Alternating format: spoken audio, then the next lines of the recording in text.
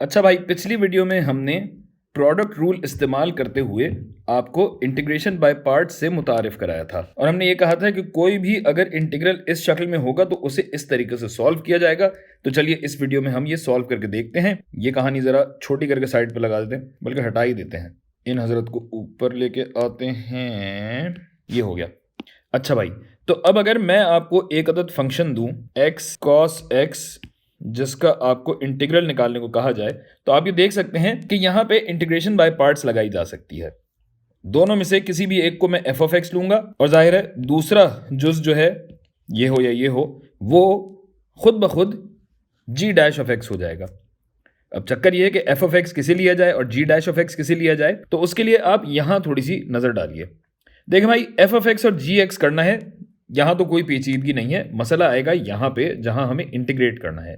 तो हम चाहते हैं कि हमारी ज़िंदगी आसान से आसान तर रहे, तो f ऑफ x ऐसे फंक्शन को लीजिए कि जिसका डेरिवेटिव जब हम लें तो वो बहुत ही आसान और आसानी से सॉल्व होने वाला हो, ये कह लीजिए।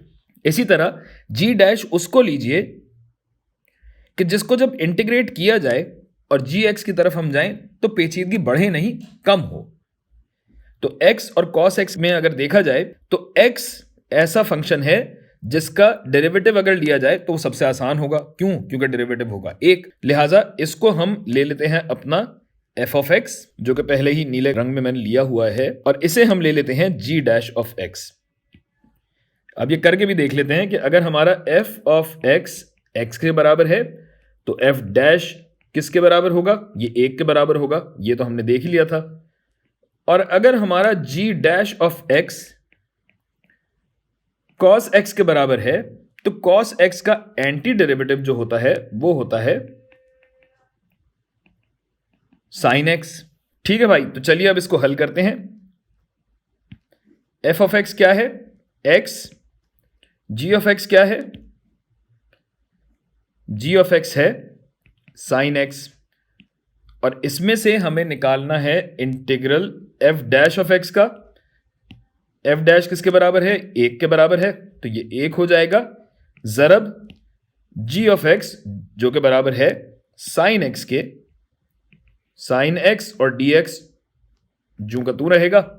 और अब अगर हम बात करें sin x के इंटीग्रल की, तो भाई sin x का इंटीग्रल जो होता है वो होता है मनफी cos x।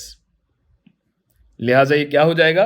ये हो जाएगा x sin x